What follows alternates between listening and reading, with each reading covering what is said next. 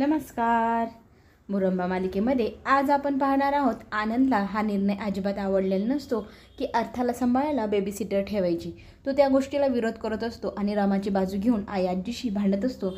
त्या बिचारीला काय वाटेल, आपण तिला काल म्हणालो की तू उद्या ये आणि आज आपण तिला सांगतो की तू येऊच नको. तिच्या मनाचा विचार करायला हवा ना. पण आजी म्हणते प्रत्येकाच्या भावनांचा विचार नाही करू शकणार. तिला पाहून जर अक्षयला काय आठवलं, त्याला त्रास झाला तर. पण सीमाही म्हणत असते रमाला काय वाटेल, रमाचं मन किती दुखेल, तिचाही विचार करायला हवा ना. नको ह्या मुलीला ठेवायला असं म्हणत ते दोघंजण विरोध करत असतात. पण आजी ह्या विरोधाला अजिबात जुमानत नाही आणि ती सांगते की सीमाला, बाळाला, अर्थाला ह्या उषाकडे दे, ही बरोबर सांभाळेल तिला. आणि अर्था खूप रडत असते. अर्थाला घेतल्यानंतर लगेचच त्या उषाकडे अर्था रडायची बंद होते. आजी म्हणते बघा, याचा अर्थ रामाच पाहिजे असं काही नाही, कोणीही सांभाळू शकतं. आणि सगळेजणांना आश्चर्य वाटतं की अर्था उषाकडे गेल्या गेल्या कशी काय रडायची थांबली, म्हणून सगळेजण आश्चर्याने पाहत असतात. अर्थासोबत खेळता खेळता उषाने अर्थाला गप्प केलं. ती रडण्याची बंद झाली आणि आजीने आता निर्णय घेतला की आता काही गरज नाही की बाळाला सांभाळायला हीच पाहिजे. आणि रमा त्यावेळेला म्हणते बघा, बाळाला प्रेमाची गरज असते, तिला भाषेची गरज नसते. कुठल्याही भाषेत सांभाळलं तरी मुलाला प्रेम मिळालं पाहिजे. इकडे मात्र रेवा सकाळी सकाळी येऊन बसली अक्षयच्या जवळ. अक्षयला झोपेतनं उठल्या उठल्या ती गुड मॉर्निंग करते. अक्षय तिचा चेहरा पाहून उठतो आणि तिलाही गुड मॉर्निंग म्हणतो. त्यालाही आनंद होतो. आणि एवढ्या सकाळी सकाळी तू इथे कशी असं म्हणून तो विचारू लागतो. तेव्हा ती म्हणते अरे मी सकाळी सकाळी लवकर आले, मला असं झालं होतं कधी एकदा तुला भेटेल, तुझ्याशी बोलेल, म्हणून मी इतक्या घाईघाईने सकाळी सकाळी लवकर आले.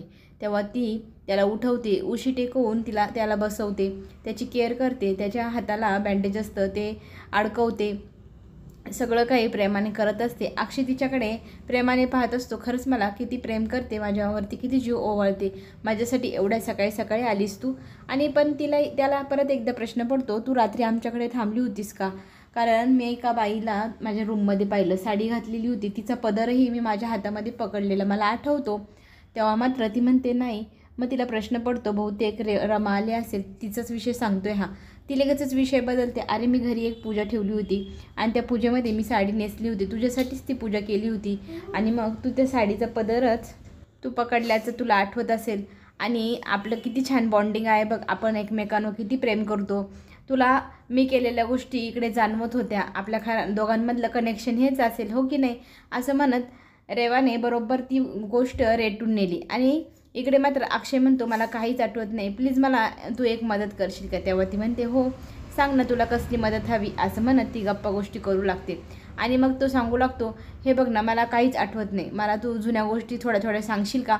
इतक्या दिवसात मी काय काय विसरलो तेच मला आठवत नाही, तू थोडंसं मला सांग. मला ना खूप त्रास होतो ह्या सगळ्या गोष्टींचा, मला काही आठवत नाही म्हणून. मी कितीतरी प्रयत्न करतो की मला आठवावं, पण मला काहीच आठवत नाही, प्लीज मला हेल्प करशील का? असं म्हणत तो तिला रिक्वेस्ट करू लागतो की मला माझा भूतकाळ आठवण्यासाठी मदत कर. तेव्हा ती त्याच्याकडे पाहते, त्याला काहीच सांगत नाही. तो तिला रिक्वेस्ट करत असतो, थोडी तरी मला हिंट दे, काहीतरी सांग. आता तिला लक्षात आले याची पाटी पूर्णपणे कोरी झालेली आहे. ती त्याला म्हणते तू काय माझ्याशी मजाक करतोय का? खरंच तुला काही आठवत नाही? आपल्या दोघांनी घालवलेले क्षणही आठवत नाही का तुला? असं म्हणत ती त्याच्याकडे प्रेमाने पाहत असते आणि तो म्हणतो खरंच नाही आठवत. मग ती कॉफीचा एक घोट पेते आणि त्यालाही त्या कॉफीचा घोट प्यायला देते. तिची उष्टी कॉफी तोही प्रेमाने पेतो आणि त्याला ती प्रेमाने पाहत असते. तो तिला रिक्वेस्ट करत असतो मला भूतकाळातलं थोडं तरी काहीतरी सांग. पण तिने आता ह्या गोष्टीचा फायदा उचलायचं ठरवलं. त्याची पाटी कोरी आहे, आपण काहीही लिहून ठेवू त्याच्यावरती. इकडे मात्र अर्था उषाकडे गेल्यानंतर छान झोपते, शांतही होते. मग सीमा तिला म्हणते दे माझ्याकडे. मग आजीला फार आनंद होतो की आता रमाच पाहिजे सांभाळायला बाळाला, असं काही नाही, दुसरी कोणतीही व्यक्ती सांभाळू शकते. ह्या बेबीसिटरने आपल्या अर्थाला छान सांभाळलं, तिला रडण्यापासून बंद केलं, याचा अर्थ ही सांभाळू शकते. आता आपल्या घरात रमाची काहीच गरज नाही. रमाला मी फोन करून सांगते की तू येऊ नको आणि इथे बाळाला सांभाळायची अजिबात काळजी करू नको, कारण रमा जर इथे आली तर बाळाला सांभाळण्याच्या निमित्ताने इथे राहील आणि अक्षयलाही त्याचा त्रास होईल. तिला पाहिल्यानंतर त्यालाही काहीतरी आठवेलच ना. आता आजी तिला फोन करत असते. तितक्यात ना उषाला लक्षात येतं की आजी रमाला फोन करते, म्हणजे माझाच फोन वाजणार. मग ती पटकन मोबाईल घेते हातामध्ये आणि मोबाईल पटकन बाहेर काढून सायलेंट करण्याचा प्रयत्न करते. पण त्याच वेळेला आजीचा कॉल इकडे लागलेला असतो. आजीचा फोन लागल्यानंतर आजी इकडे म्हणते तू तुझा फोन वाजतोय उचल गं. आणि लगेचच तो फोन कट करत उषा म्हणते, हे बघा मी ना माझ्या कामावर असताना कधीही फोनवर बोलत नाही, फोनचा वापर इल्ला म्हणजे अजिबात मी फोन वापरत नाही असं सांगू लागते. आणि आजी म्हणते, ही रमा काही केल्या फोन उचलत नाही, काय झाले कुणास ठाऊक. सीमा म्हणते, अहो ती इकडेच असेल, रिक्षामध्ये असेल, तिचा फोन त्याच्यामुळे वाजला तरी तिला समजणार नाही ना. पण आजी म्हणते, नाही मी तिला फोन करून सांगणार आहे की तू येऊ नको, कारण मला तिला हुसकणं चांगलं वाटत नाही आणि जा बाई जा असं म्हणणंही चांगलं वाटत नाही. मला खूप त्रास होतो ह्या सगळ्या गोष्टींचा.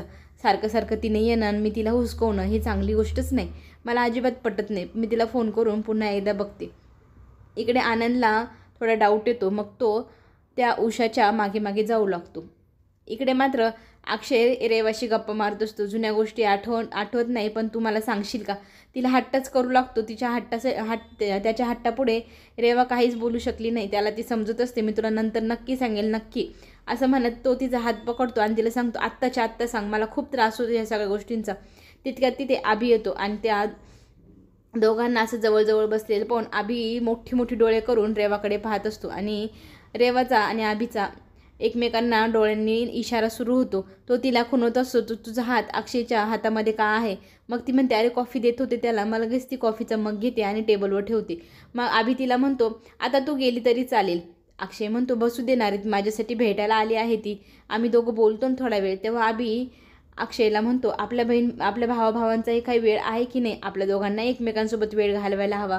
तो रेवाला सांगतो, तू गेली तरी चालेल, आता आम्ही दोघं भाऊ जरा गप्पा मारू, मला त्याला तयारीही करायचं आहे ना. त्याचं आवरून देतो, कपडे वगैरे आंघोळ वगैरे घालून असं म्हणत तो रेवाला जा असं सांगू लागतो. पण अक्षय म्हणतो, राहू देणार आहे थोड्या वेळेला, ही पण माझ्यासाठीच आली आहे भेटायला, मला बरं वाटेल, तुम्ही दोघंही माझे जवळचे आहे, तुम्ही दोघंही माझ्या जवळ राहा असं तो बोलू लागतो. पण आभी म्हणतो, अरे आपण दोघं भाऊ आहे, आपल्या दोघांना थोडा वेळ मिळायला हवा, म्हणून मी म्हणतोय आपण थोडा वेळ एकमेकांसोबत घालू, थोड्या गप्पा गोष्टी करू. रेवाई म्हणते, हो हे बरोबर आहे, मी येते थोड्या वेळात, मी बाहेरच थांबते, तू तुझी तयारी कर हां असं म्हणते आणि त्याला बाय करते आणि बाहेर जाऊन बसते. आभी मात्र त्याची तयारी करण्यासाठी तिथे आलेला असतो. तो म्हणतो, चल बरं आता आवर बरं, मी तुझी छान तयारी करून देतो, आवरून देतो तुला, आणि आवरल्यानंतर फ्रेश झाल्यानंतर मग गप्पा मारूया असं तो त्याला म्हणतो आणि आंघोळीसाठी त्याला सोबत घेऊन जात असतो. त्याला मदत करण्यासाठी हात वगैरे पकडतो, छान त्याला धरून धरून बाथरूमकडे घेऊन जातो. इकडे मात्र रमाला टेन्शन आलेलं असतं. आजीने फोन केला आहे तर आजीला फोन पटकन, कुणाचं लक्ष नाही बघून ती कॉल करत असते. आजीला कॉल लागतो, आजी कॉल उचलते आणि मग रमा सांगू लागते की मी रिक्षात होते, मला आवाजच आला नाही म्हणून मी तुम्हाला आत्ता फोन केला. तेव्हा मात्र आजी म्हणते, तू इकडे येऊ नको, तुझी येण्याची काहीच गरज नाही, आम्हाला जर वाटलं की तुझी गरज लागेल तर आम्ही तुला फोन करून बोलवून घेऊ. पण आता इथे एक बेबी सिटर आली आहे, ती छान अर्थाला सांभाळते, अर्थाही तिच्याकडे राहत आहे, त्यामुळे आता तुझी काहीच गरज नाही. इमोशनल झालेली रमा म्हणते, पण आजी मी अर्थशिवाय नाही राहू शकणार, मी अर्थाला येऊन एकदा बघते, तिला भेटते. पण आजी नकार देत असते आणि आजी म्हणते, आता यायची गरज अजिबात नाही. तितक्यात रमाही म्हणते, मला यांनाही पाहायचं आहे, मी यांनाही पाहिलेलं नाही अजून. तेव्हा मात्र आजी म्हणते, खरं सांगतेस का. माझी पाठ रात्री फिरल्या सीमाने तुला अक्षयच्या रूममध्ये नेलं होतं हे मला माहिती नाही का, मला ठाऊक नाही, माझ्याशी खोटं बोलतेस असं म्हणत ती रमाला बोलू लागते. तेव्हा रमा मात्र म्हणते, नाही आजी, आम्ही तुमच्यासमोरच तर बाहेर गेलो, आम्ही नाही गेलो. पण आजी म्हणते, मला सगळं कळतं, माझ्या पाठीलाही डोळे लागलेले आहे, त्यामुळे माझ्याशी खोटं बोलण्याचा तुम्ही दोघीही प्रयत्न करू नका. माझ्यासमोर हे सगळं घडतं, तसं माझ्या पाठी काय काय घडतं तेही मला माहिती आहे असं म्हणत ती रमाला म्हणत असते, आता तुझी येण्याची अजिबात गरज नाही आणि तू आली नाही तरी चालेल, जेव्हा गरज वाटेल तेव्हा मी तुला बोलवून घेईल. तेव्हा रमा फोन ठेवते.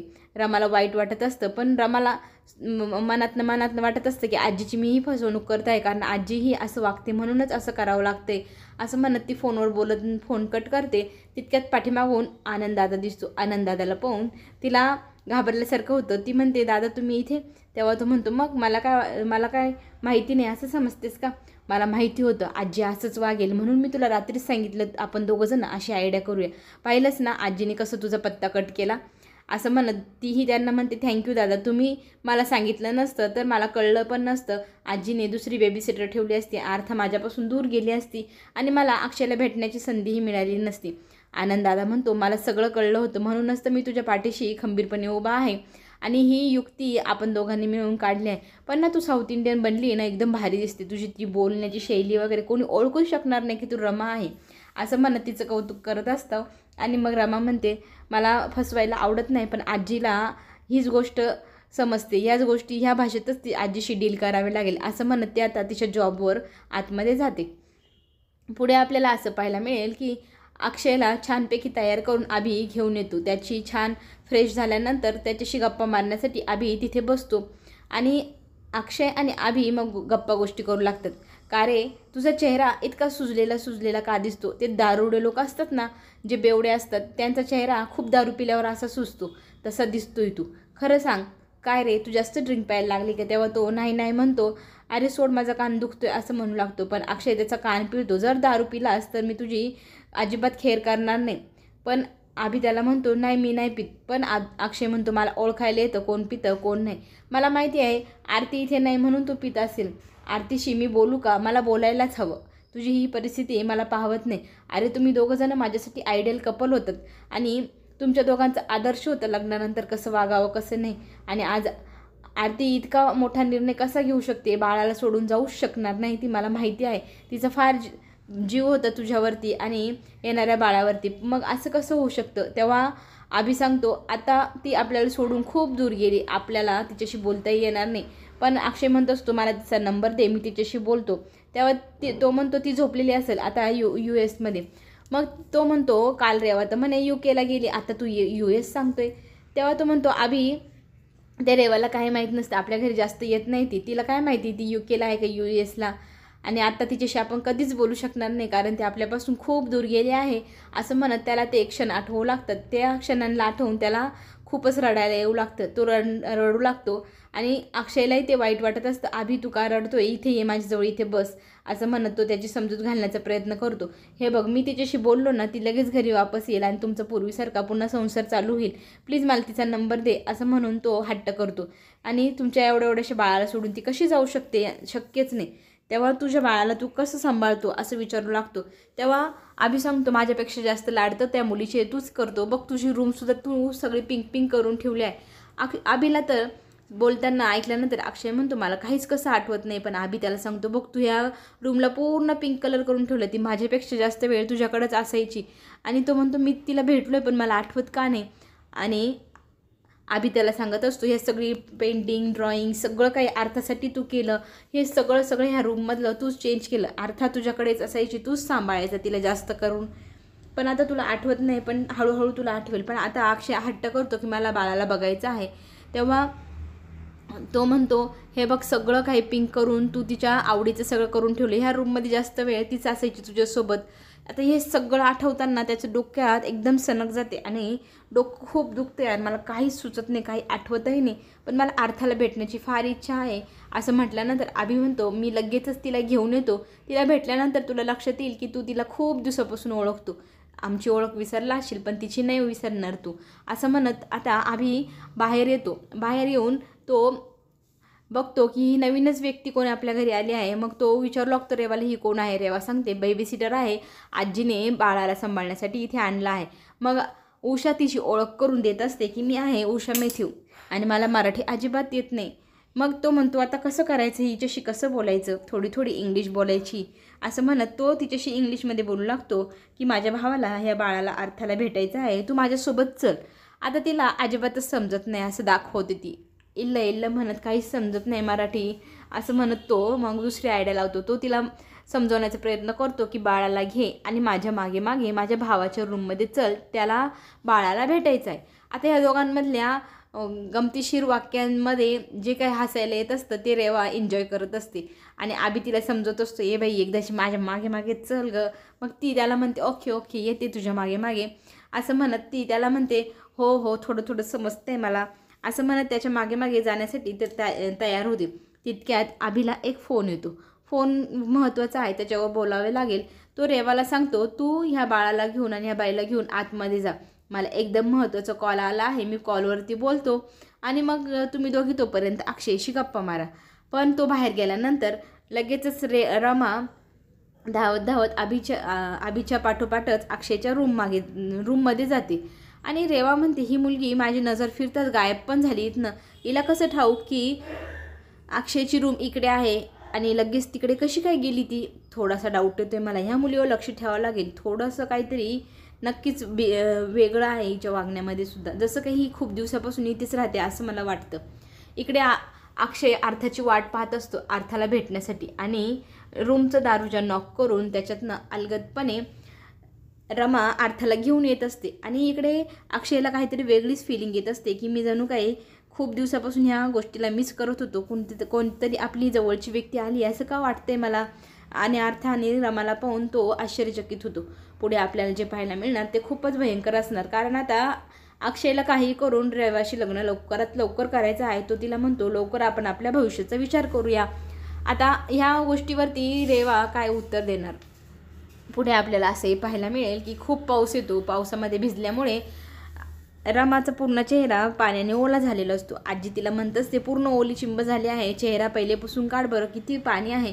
आणि ती लक्षात नसतं तिच्या, आणि ती पाणी पुसायला सुरुवात करते. चेहऱ्यावरचा रंग उडतो आणि आजी लगेच ओळखते की ही उषा नाही रमा आहे. पुढे जे काय होईल ते पाहणं रंजक ठरणार. त्याच्यासाठी चॅनलला नक्की सबस्क्राईब करा. नवनवीन व्हिडिओ तुमच्यापर्यंत लवकर पोहोचेल. धन्यवाद.